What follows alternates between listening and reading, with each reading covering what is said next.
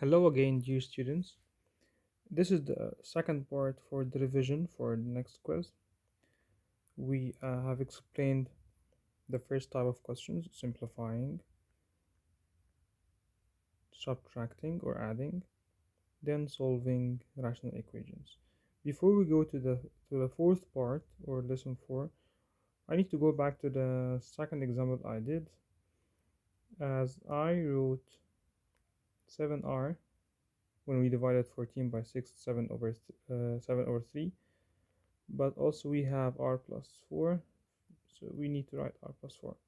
If you did this in the quiz, I will consider this as the right answer, so don't worry if you missed this bracket. So this is the best answer. And next question in lesson 4, starting from this, we call this reciprocal function. For this reciprocal, we know that we can, if the question is positive, we graph the parabola in the first quadrant and the third quadrant for the positive. If it's negative, if we have a negative example, we graph in the second and the fourth.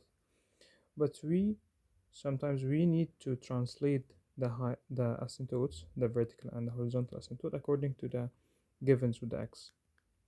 So this will move the asymptotes, the vertical asymptote to the left 3 steps to be -3. So this will go to the point -3 and 1. We take what's with y as it is, but we change the opposite to the opposite sign for the x.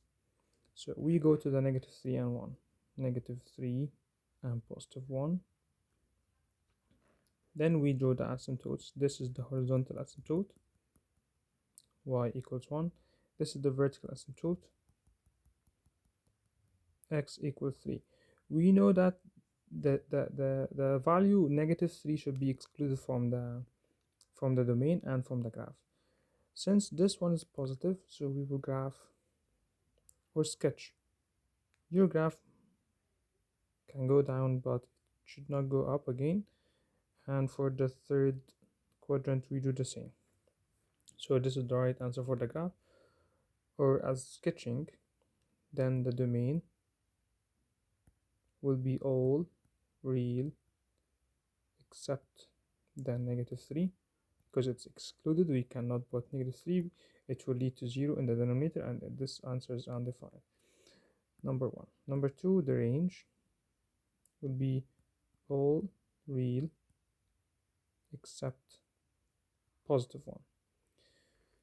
Now we have the domain and range.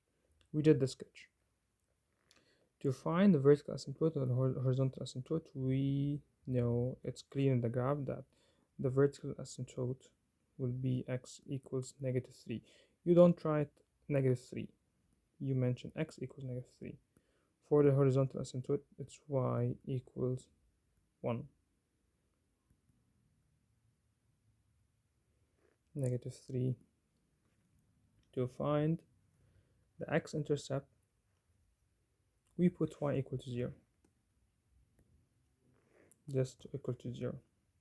So 2 over x plus 3 plus 1 equal to 0. Now solve for x. 2 over x plus 3 equals -1. Cross multiplication. This will give us 2 times 1 equals -x minus 6 minus 3.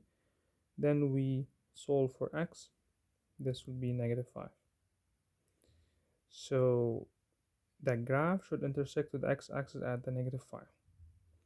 As we doing sketch, it's accepted to do this, but it's better to do the graph passing through the -5. That's why it's asking to find the x-intercept before you graph. We can do the same idea here. And for the negative, we only change the position of the parabola. For this one, this is the perfect rational function. I mean, we can find holes in the graph, vertical asymptote, horizontal asymptote, x-intercept, domain, and you will not be asked to graph. To find the horizontal asymptote, we said we have three cases. If the two powers are equal, the horizontal asymptote will be y equals the leading coefficients as a fraction, 1 over 1, which is 1. In this example, if the power up is bigger, so the horizontal asymptote will be none. So there is no horizontal asymptote. So if we have horizontal asymptote, it means the graph will go but not below the horizontal asymptote, and the graph will go up but not above the horizontal asymptote. If we don't have the horizontal asymptote like this one, it means the graph will go down, the graph will go up, so there is no horizontal asymptote to prevent them to go up or down, but you will not be asked to find the graph.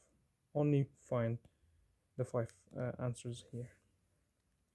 Before we find the domain, we need to factorize. How to factorize this? By the way, you can find the video for factoring in quarter 1. X minus 1, x plus 3, x minus 3, x plus negative. It will be negative 3 and positive 2. Yes. Okay. 3 minus 2 is 3 minus 1 is 2. Negative 3 and positive 2 is negative 1. Now the domain will be all real except the excluded from the denominator, 3 and negative 2. 3, negative 2. Now if we have a chance to simplify, we do. If we simplify, if we cross out anything, we put it in the holes, but we don't have something to simplify, so the vertical asymptote will be the same as the excluded. So x would be 3, x would be negative 2. So no holes. The x-intercept, take the last numerator you have, put it equal to 0, so x would be 1, x would be negative 3. Let's try to do a different example with some holes so you understand more. For example, we can do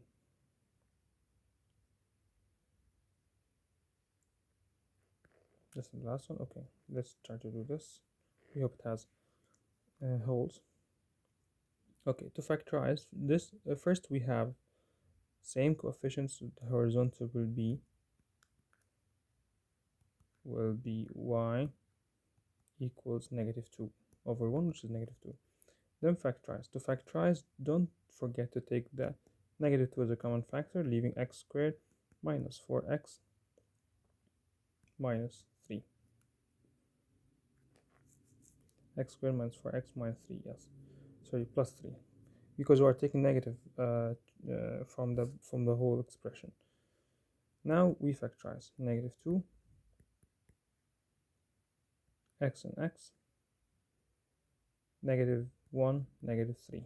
For this one, x and x, negative positive 1 and negative 3.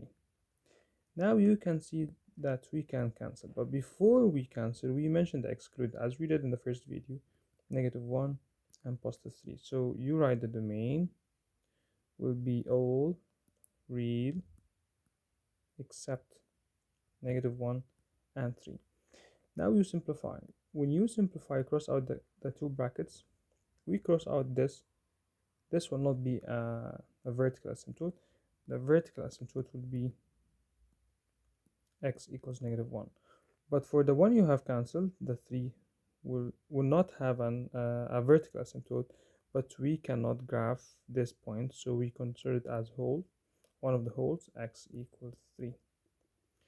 So if you want to understand more, we have the horizontal asymptote, we have one vertical asymptote, okay, at negative 1. Sorry, negative 1. But we also cannot graph at 3. So when we go to the 3, we cannot graph passing through the point 3, so we put a hole to refer that this one is not included, so you don't graph at this point. We mentioned the hole at 3. As I said, in algebra 2 we don't need to graph. You will graph this in the pre-calculus. So we have holes at x equals 3. Last, to find the x-intercept, you put the last numerator you have to 0, so x minus 1 equal to 0, so x will be 1. So the graph will be intersecting with the x-axis at 1.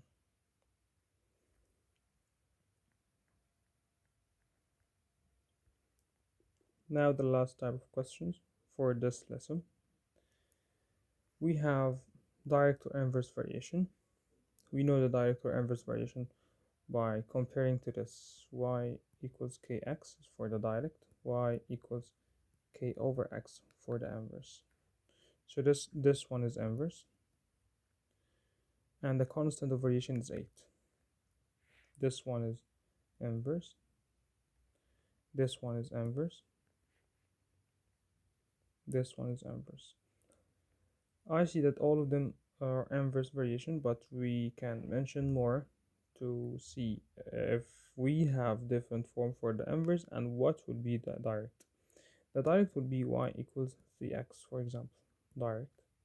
Y equals half x direct because it's multiplied to the x. We have two different forms. Y over x equals 3, this is direct.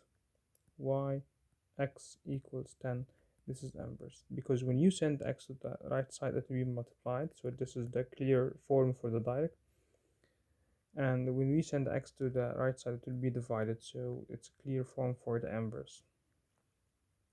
Now the constant is 1 over 3, the constant here is 13, and this is direct, this is inverse.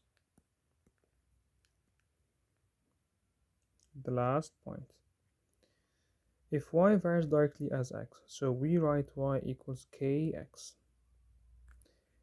If y varies inversely with x, so we write y equals k over x. Now we use the relation with 7, 14. So we put the 14 for the y, k times 7, which is 7k. From this step, we can find that k equals 14 over 7, which is 2. Now we rewrite this as y equals 2x. He is asking to find y when x equals 3. It's clear. Direct substitution is 2 times 3, which is 6. I need you to show the steps. Here again, we can use this. 15, k over 15 equals 7 over 3. We do cross multiplication. This will leave us with 35, maybe. K equals 35. 15 times 7 over 3. This is 5 times 7, 35. Now we write y equals 35 over x. Substitute with the 2. Y equals 35 over 2, which is, we can leave it as it is. The same as this. Good luck in your next quiz. Study well. Everything is clear. If you need help, you just come directly to my class, and I hope I can help you in the better way. Thank you and good luck.